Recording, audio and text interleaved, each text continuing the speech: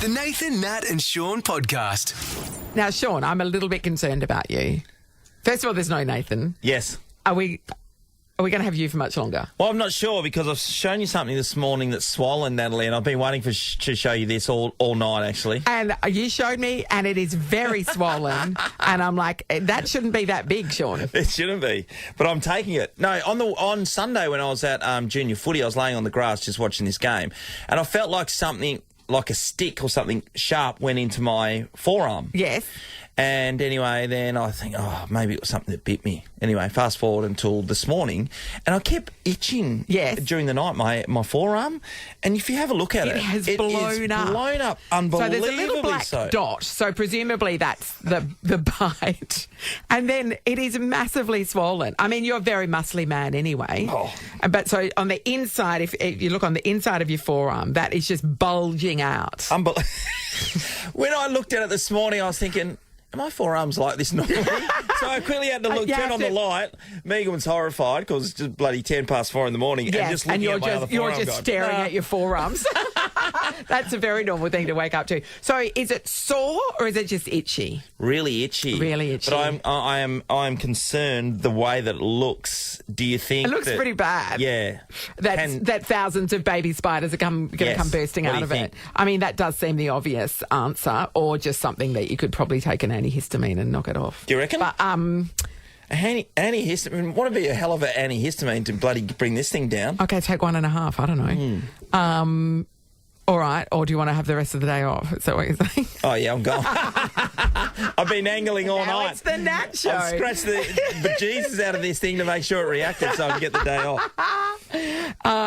All right. Well, it's the biggest part of your body right now. Yeah, I know. It's spewing, eh? I wish it got me somewhere else. You're wearing long sleeves. You've pulled them right up. Yeah. Because it must have been hard to get a sleeve over that. It is massive, it's Shaun. Ridiculous. Sam's in here, so he's going to take a photo of it and chuck it up on Instagram so you check it out. But it looks that's the Insta content you've been looking for today. Shaun's massively swollen forearm. But you didn't have that on your bingo card. A bit concerned, but do we carry antihistamines in this joint? I don't know. Do we? We've got Band-Aids. It looks like it needs to be shaved off or cut out. All right, get the knife. I'll do it. This sounds like... Have we got a vegetable peeler? What have we got? All those baby spiders getting bigger and bigger. They're coming. They're coming. I can feel it. I woke up this morning and I came in and showed you this morning that I've got some swelling in my forearm, which is... It's not where you normally have your swelling, Shaun. No, and at that time of morning, absolutely. It is. And so we've put it up on our socials, Nathan, Nat and Shaun, on Instagram, and so you can have a look for it for yourself. It looks completely deformed, doesn't it? Like, honestly. Yeah, it's a massive, so if imagine everybody, put your forearm out in front of you with your thumb on the outside. Imagine the inside, there's just a massive bulge. Yeah. It looks like it's going to blow. Yeah, absolutely. So remember I was telling you on Sunday I felt like a stick went in my arm when I was just laying on the grass watching a footy game. And then I thought to myself, maybe I did get bitten. But after that, I just, forgot about it. I didn't think about it at all yesterday. So it wasn't swollen yesterday? I don't remember it being swollen yesterday at all. And it was this morning when I woke up. You would have noticed if it was swollen like that. You can't pull your sleeves up. It's like I got gigantism of the forearm. Yeah, it really is. Spot. Yeah. I mean, I know that you've been working out every half hour in the studio, but that's ridiculous. No, it was really itchy, so that's the thing that got me checking it out. So people can vote on our socials about what it is. So Sam's put up, we need medical advice. Should Shaun cut it off, go to the ER, or suffer in silence? And at the moment, only 22% of people think you should cut it off. So that's okay. That's good not news. Too bad. Sore. And then it's even 39% each way. 39% think you need to go to emergency, and the other 39% say shut up and suffer. So everyone probably Guess heard what this I voted for before. Yeah. The last time I thought so this could be a spider bite. Yes. This could be a spider bite. Yes. And then so. Rewind the clock back many years ago. I told this story 100 times, but the time I got bitten by a spider and in my forearm, it was the same thing. And I went inside to Megan. I thought I was the hardest man in the world. Yes. I said, don't be alarmed. Just get the kids, put them in the car. Dad's take me to hospital. Dying. Bitten by a spider. My arm's gone numb. It's all happening. So Megan had to get the 4 kids into the car. Yeah, chucked them all in, baby seats and all the rest of it because they were young. And then I thought the right thing to do is ring Dr. Ken Withers, the great man. So I'll get Ken, who was Ken the on speed Fremantle dial. Football Club doctor. Yeah, get him on speed dial. Everyone's strapped to him. Calm down, the kids. You know, they all got something to hold as we start driving off down the hill. And then I said, mate, I've just been bitten by a spider. It's the whole arm, blah, blah, blah. And I said, I'm just going to go to hospital. And he said, why? And I went, well, being bitten by a spider. He said, just take an antihistamine, you'll be fine. I went, right, everyone out of the car. Back her up, Megan. Back to bed. Okay, everything's sweet. Oh, I felt like it. So you've got a history of being a bit melodramatic, is that what you're saying? I do. But that is legitimately swollen. Somebody said that maybe you've got gout, which that's not where you get gout, so we can rule that one out. Okay, that's good. It's probably more likely to be syphilis. No. How do you get rid of that now? There's medications these days. You'll be fine. So, I mean, may or may not be back tomorrow. I We'll might as see. well take the 2 days off then. Try some antihistamines, see how you go. This is the Nathan, Nat and Shaun podcast. Time to catch up with one of the sharks from the all-new Shark Tank Australia that's kicking off tonight on Channel 10 at 7:30, so check that out. His name's Davie. Davie Forgarty joins us now. Hi, Davie. Howdy. Can we talk about the Audi, Davie? What a great idea with perfect timing because, it coincided with a global pandemic. Well done on that. Do you reckon if it was any other decade, it just would have been kind of a blip on the radar rather than the massive thing that it is? Look, we were actually selling for 2 years prior to the pandemic and we were still doing over 20 million revenue. So I think the pandemic accelerated what was going to happen eventually. Some businesses had a really hard time during the pandemic, but some businesses, mainly e-commerce, actually thrived. So, we've been very fortunate there, and in our business wasn't affected negatively. I'm grateful for that. Yeah, absolutely, David. There's 3 in my household, and I knew when they came on the radar that our kids were just frothing over them. They were Christmas presents, there were birthday presents coming left, right and centre. I guess my question is about being an entrepreneur, throwing this out there, how do you know if you've got a good idea? The main thing is to just look at the early indications, the early data. Generally, when you go into a business, you need 2 things. What am I going to create and what am I going to sell it on? And once you've tested that concept, you need to then go back to the drawing board and be like, okay, do I need to change what I'm selling it on or do I need to change the product itself? And you just keep iterating from there. And eventually you'll hit a winner. I failed 6 businesses before I started Calming Blankets, which is my first successful business. So, you just keep learning through those failures. I did read that, you sort of proudly admit that you had failures along the way. Yeah. What were the things that didn't work? What did you learn from those businesses that didn't work? One of the main businesses was I tried to sell Vietnamese rolls. I created like a little cafe. Yeah. During that, I learned how to hire employees. Yeah. Then I tried to sell seasonings. I built the website. I was grinding up the seasonings in my shed and using social media. Because of that, I learned how to build websites and do social media. Yeah. Each business has its own lessons, and eventually you will, find some success. But if you want to fast track that and that's too scary, just learn on someone else's time. Pick the niche that you want to go in. Maybe it's e-commerce, and just learn from someone else's time. Sell their products for a bit, and then go and do it for yourself. Yeah, right. Yeah, I do see a lot of that. One of the best things at the moment, Davey, is just from a school curriculum point of view, schools are offering entrepreneurship. Yeah. And as soon as I saw one of my sons that came across this thing, I said, you've got to do this because, it gives you some crafty ideas or makes you come up with some ideas to make some money other than working for people, which is, I guess, what everybody's really looking for. I think entrepreneurship is the backbone of our economy. You look at the state of California and the culture over there and how much success it breeds. I think that Australia can be an innovation hub. We're so fortunate in this country, and the education system definitely needs to be reformed to achieve that. Not grading people and putting people in boxes, but allowing them to express their creativity and try to create new inventions is definitely a better use of the education system. Now, Davey, with Shark Tank, of course, there's people pitching you ideas, and there must be some where you're just sitting there looking at them going, oh, this is a terrible idea. Do you have to have a poker face to be a good shark? Channel 10 and Trio, the production agency, Sony, they have done an amazing job at picking just fantastic entrepreneurs. Yeah, right. There really wasn't that many people on there that definitely didn't deserve to be there. They all had great ideas. Some of them really struggled to pitch, but, it's a really big moment for them. There's a lot of pressure. So you kind of look past that. You really try to base it on their character rather than how they're presenting, and also, the product as well. We see, Dave, that you do get involved in a couple of businesses, at least one anyway. When you're pitching to them, how hard do you go in? Because you want to get a good deal. Yeah, look, I think it is hard because they are new entrepreneurs. Sometimes they don't understand how early stage valuation works. So part of that is about educating softly. And sometimes, if it doesn't line up, it doesn't line up. They, are going to get plenty of exposure as well. So I think that's good. They might even be able to get other investors that are willing to overpay for it. But we stick pretty firm on our principles. Yeah. Because it's not a charity. No, but you want to come in and lowball them, don't you? That's how it works. Not really. Why not? I'm trying to buy a business, mate. It's an investment. They don't know what it's really worth. No, I think that we're being filmed, so it's got a reputation for lowballing and ripping people off. It's not very good. So that Audi guy, he's just trying to rip everyone off.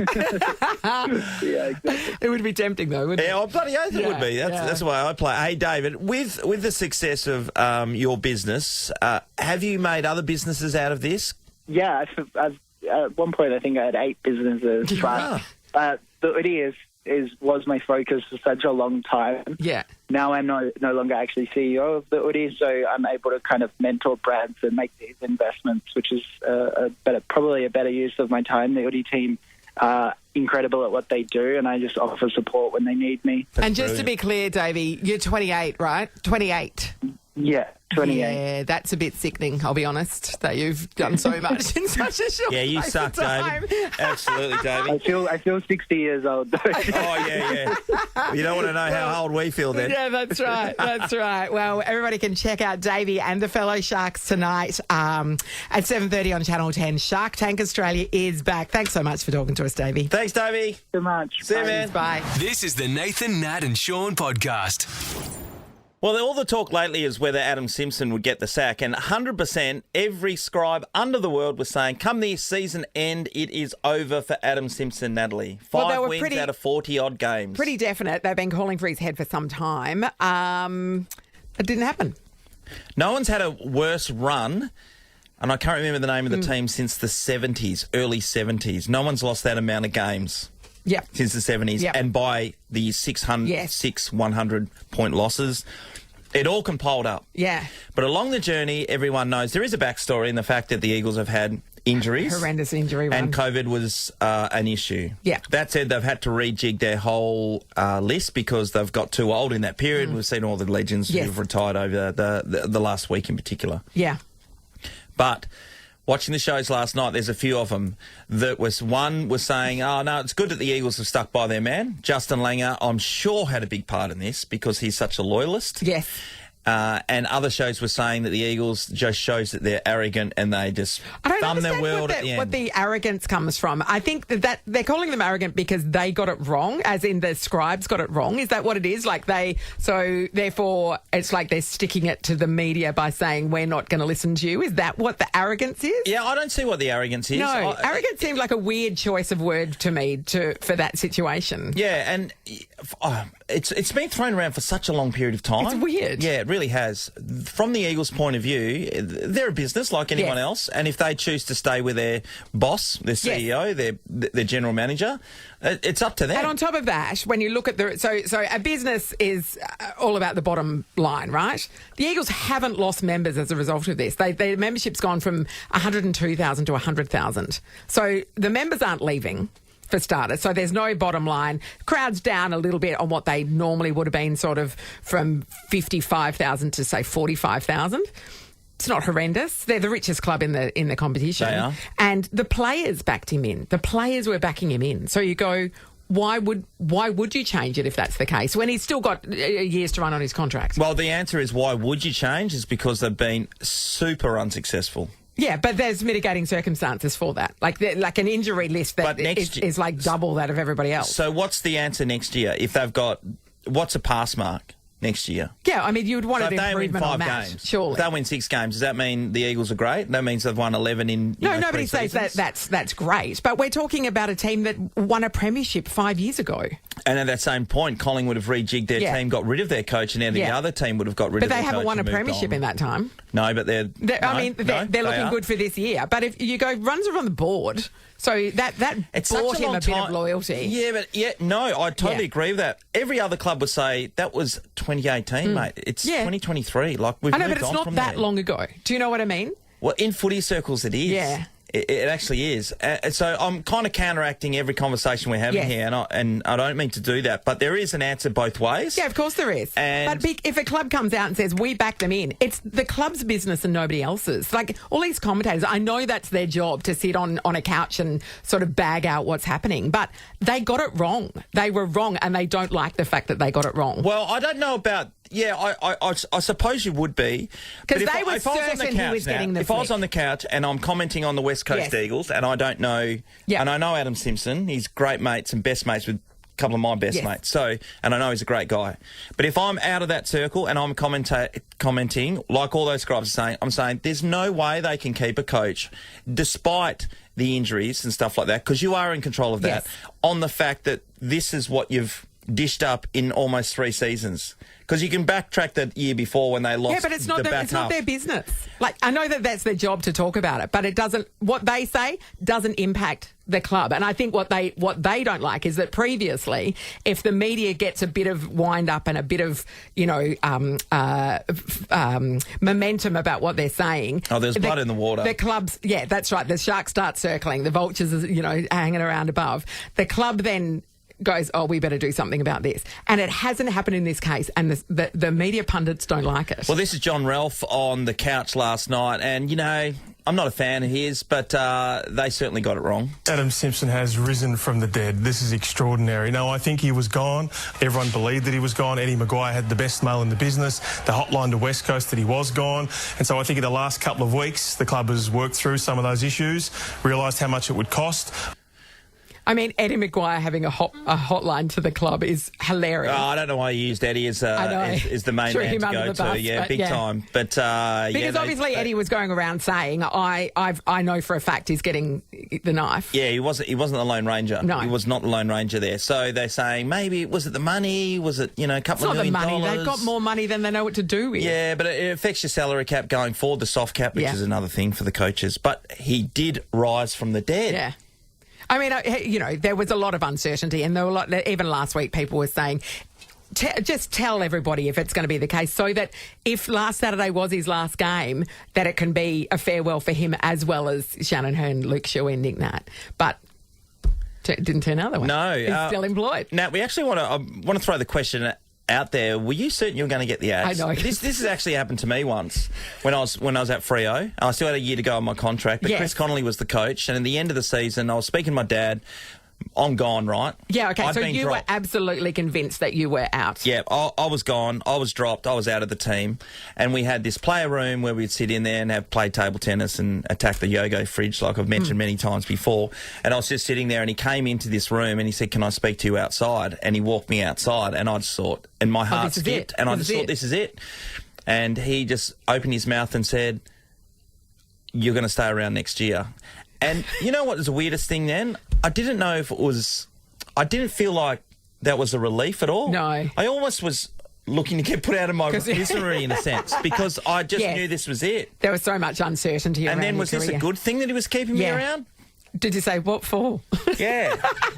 Anyway, I showed him. Because his Yogo's not going to eat itself, he said. Yeah. So it was a horrendous moment. But anyway, I stuck around and things worked out in my favour in the end. But, yeah, when you knew you were going to get fired. Yeah, all right. 13, 24, 10. Were you absolutely certain at some point that you were going to get fired and then it didn't happen? Maybe people were dropping around you like flies and you're like, I'm the next to go here. Up for grabs to the story that it really touches our heart the most. We've got $300 to spend at the Herdsman Market. You can entertain this Father's Day with our state's best produce. It's all under one roof at the Herdsman Market. We want to know, were you absolutely convinced you were going to get fired and then it didn't happen?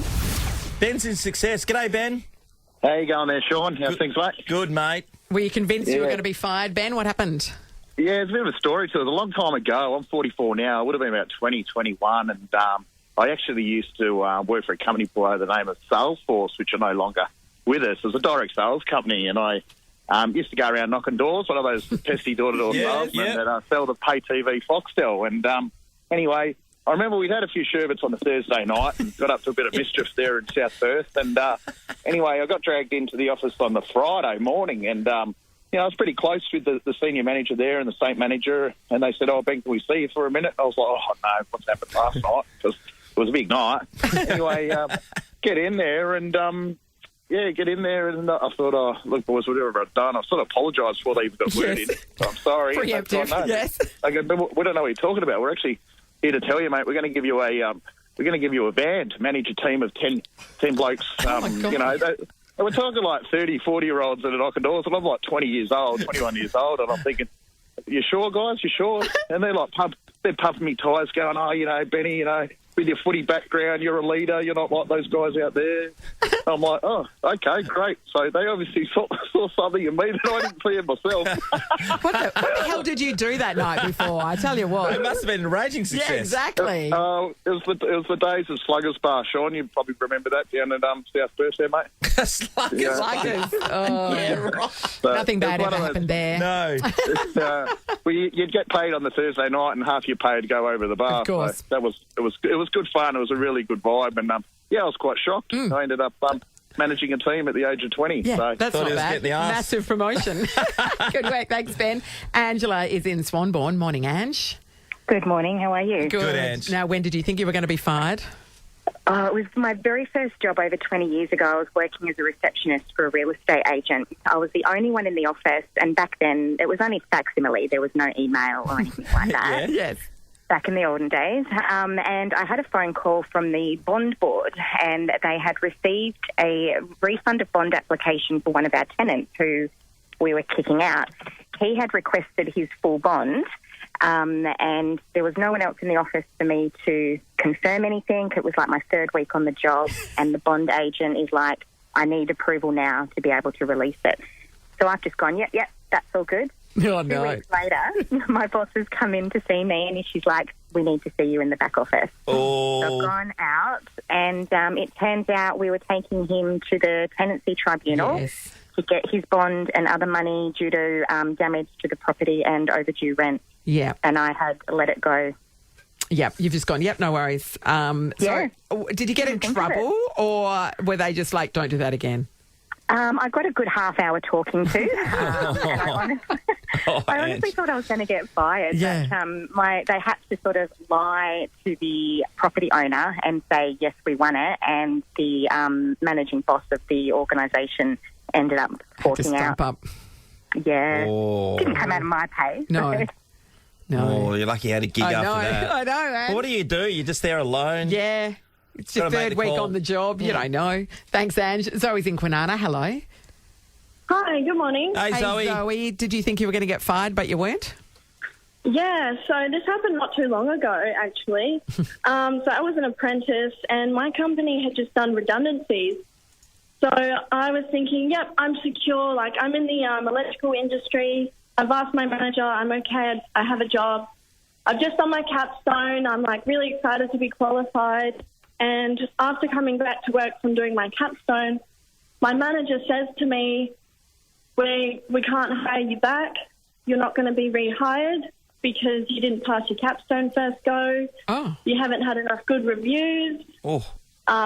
Told me, and this other guy who I did my capstone with, who was at the same company, he had just passed his capstone as well first go.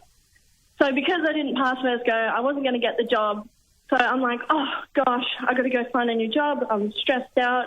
Oh, my gosh, didn't think this was going to happen. Yeah. I go find a new job. I get a new job straight away pretty much.